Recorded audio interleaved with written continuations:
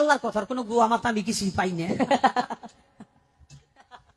মাথা কোনটা গোয়া কোনটা আমি পাই না। কেন পাই না?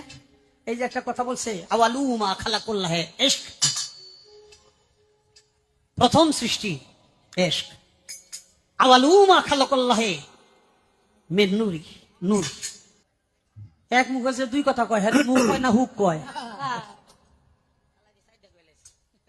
এক মুখে দুই কথা কইলে হ্যাঁ মুখ থাকে, হ্যাঁ তো মুখ থাকে না, হ্যাঁ তো হুক হয়ে যায়।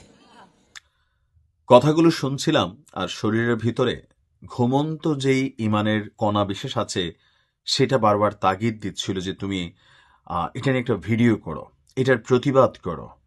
আর আপনাদের উদ্দেশ্যে বলবো, যদি শরীরে হালকা পরিমাণ ফিলিংস কাজ করে থাকে ভিডিওটা শেয়ার করবেন। আমরা বাংলাদেশে আইনের সুশাসন চাই, আমরা বাংলাদেশে বাক স্বাধীনতা চাই। তবে বাক স্বাধীনতার মানে এই না যে এই বক্তব্যটা যে দিল বাউল আবুল সরকার, বা তাকে মহারাজ আবুল সরকার বলা হয়ে থাকে, তো এই মহারাজ আবুল সরকারের মেয়ে, সেও একজন শিল্পী। জুলাই আগস্ট অভ্যুত্থানে যে এই আন্দোলনের পক্ষে বড় ধরনের ভূমিকা রেখেছিল, নতুন বাংলাদেশ চেয়েছিল, কিন্তু গতকালকে আফসোস করে সে বক্তব্য দিচ্ছিল যে নতুন বাংলাদেশে সে অনেক কষ্টে আছে। এখন কষ্টে কি তারে সরকার রাখছে নাকি তার বাপ তারে রাখছে? বেসিক্যালি এখানে যে ঘটনাটা হয়েছে সেখানে বাউল গান, বাউল শিল্পী আর আবুল শিল্পী এটার মধ্যে মিক্সিং হয়ে গেছে আমার কাছে মনে হচ্ছে। দেখেন, সঙ্গীতের ক্ষেত্রটা অনেক বড়। যেমন আমরা ইসলাম ধর্মের অনুসারী, আমাদের মধ্যে কত মাঝহাব আছে, তরিকা আছে। কেউ ধর্মকে ব্যবহার করে টেরোরিজম মানে প্রচার করে, আবার কেউ হচ্ছে ধর্মকে ব্যবহার করে পিসফুল একটা নেশন, পিসফুল কান্ট্রি, পিসফুল জাতি হিসাবে মুসলিমকে রিপ্রেজেন্ট করে। ডিপেন্ড করতেছে জিনিসটা কে কিভাবে ব্যবহার করতেছে। আবুল সরকারের এই রাষ্ট্রের উচিত এমন দৃষ্টান্তমূলক শাস্তি দেওয়া যেন আগামীতে এই যে বড় শয়তান যে আছে আবুল সরকার, তার যারা অনুসারী আছেন তাদের মধ্যে যেন একটা বার্তা পৌঁছায়, অথবা অন্যান্যদের মধ্যে একটা বার্তা পৌঁছায় যে ভাই তুমি বাউল গান করো, আমাদের কোনো সমস্যা নেই, গানে গানে তুমি স্রষ্টা সৃষ্টি নিয়ে পজিটিভ বলো নেগেটিভ বলো, এটা তোমার ব্যক্তিগত জায়গা, কিন্তু প্রকাশ্যে পাবলিকলি 4 নভেম্বর যে ঘটনাটা হয়েছে, এটা প্রেক্ষাপট 4 নভেম্বর, এই যে বক্তব্য দিছে, স্বাভাবিকভাবে মানুষের শরীরের মধ্যে রক্তের দোলাদোল চলছে। আর রাগের বসে, জিদ্দের বসে তারা গতকালকে যে ঘটনা ঘটেছে। তবে দরকার ছিল স্থানীয় জনগণ, তৌহিদি জনতা, এই নামটা এই মুহূর্তে বাংলাদেশের জন্য নেগেটিভ। আবারও বলি, তৌহিদি জনতা বলতে কোনো শব্দ নাই। মুসলিমরা, স্থানীয় মুসলমানরা, সারা পৃথিবীর যে কোনো মুসলিম এই কথাগুলো শুনলে তার গায়ে কাঁপন উঠবে। কিন্তু যখন কোনো ব্যানার কানেক্ট হয়ে যায় তখন এটা কিন্তু আরেকটা ভঙ্গি চলে আসে। অপরাধ করছে আবুল সরকার। এখন এই আবুল সরকারের পক্ষে কেউ কথা বললে আপনাকে বাংলাদেশের জনগণ আদর করবেন, এটা আপনার বোঝা উচিত। আবারও বলি যে আপনার নেতা যে আছেন তিনি যা বলছেন সবকিছুকে আপনারা শুনছেন, তার মুক্তির জন্য যারা দাবি করতেছেন সবকিছু কি শুনছেন? আমার গতকালকের ভিডিওটা ছিল বাউল শিল্পীদেরকে নিয়ে। এখন একজন বাউল শিল্পী যদি আইসা কালকে বেগম খালেদা জি এখানে একটা কথা বলে, তারেক রহমানকে নিয়ে বলে, জামাতকে নিয়ে বলে, সে তো পরশুদিন মার খাবে। কিন্তু শুধু বাউল গানের জন্য সে মার খাবে? খাবে না। আপনার একটা গন্ডি আছে, গন্ডি বের হইয়া আপনি দর্শকদের জন্য, অথবা আপনি ভাইরাল হবার জন্য, অথবা আপনার বাক স্বাধীনতা আছে বলে আপনি যে কোনো কথা বলবেন আর রাষ্ট্র সেটাকে প্রটেস্ট করবে না।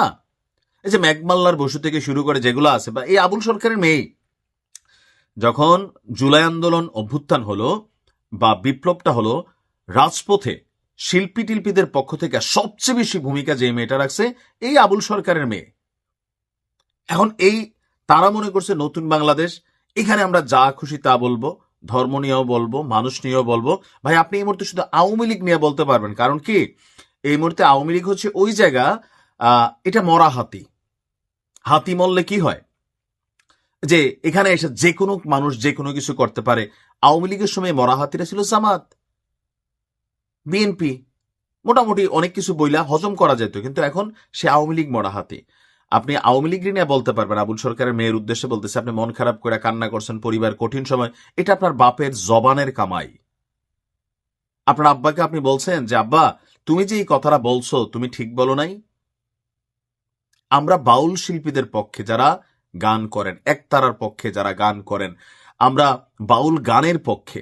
কিন্তু আপনি শিল্পী হইয়া একটা গোষ্ঠীকে এখানে রিপ্রেজেন্ট করার নামে আপনি এই ধরনের মানে কথাবার্তা বলবেন, আর একটা মুসলিম সংখ্যাগরিষ্ঠ দেশ, এই দেশের মানুষ চুপ থাকবে আবার কেন মনে হলো? আমাদের প্রতিবাদের জায়গাগুলো হওয়া উচিত আইনিভাবে, যে আবুল সরকার সে গ্রেপ্তার হয়েছে, দৃষ্টান্তমূলক শাস্তি দেবে, যে জামিন 3 দিন পরে দিয়ে দিল, ফরদ মাজার ওনার পক্ষ নিচ্ছেন, এরকম এক শ্রেণীর মানুষ আছেন তারা পক্ষ নিচ্ছেন। আবুল সরকার যেটা অন্যায় করছে তার জাতির কাছে ক্ষমা চাইতে হবে, এরকম সিস্টেমে করা যেত।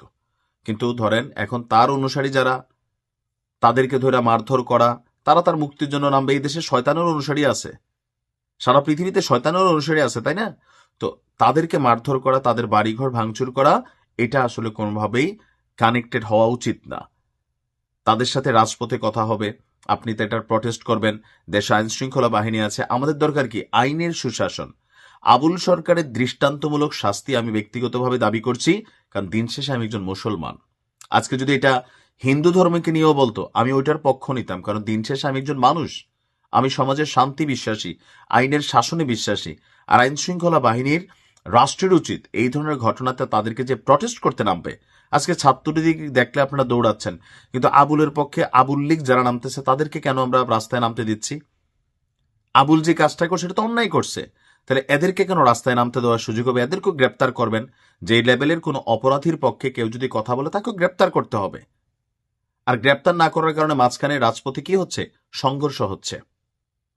আমরা প্রত্যেকেই ধর্ম, মত, বর্ণ নির্বিশেষে এক একটার অনুসারী। আপনার কাজটা আপনি করেন, তবে আপনার কথার দ্বারা, আপনার কর্মের দ্বারা অন্য মানুষ, অন্য গোষ্ঠী, অন্য ধর্ম, অন্য জাতি, অন্য বর্ণ, তারা যেন আঘাতপ্রাপ্ত না হয়। আবুল হোসেনকে শুধুমাত্র জেলে রাইখা 4 দিন পরে মুক্তি দিয়ে দিলেন? নও, দৃষ্টান্তমূলক শাস্তি দিতে হবে। তুমি তোমার বাউল গানকে ব্যবহার করে, প্ল্যাটফর্মকে ব্যবহার করে যা করছো, এটা ক্ষমার যোগ্য অপরাধ। দেখা যাক কি হয়। তবে এটা নিয়ে তৌহিদি জনতার ব্যানার, এই ব্যানার আপনি নিজেও জানেন না আপনার কোন ব্যানারে কে ব্যবহার করে এটা দিয়ে আরেকটা ঘটনা ঘটাই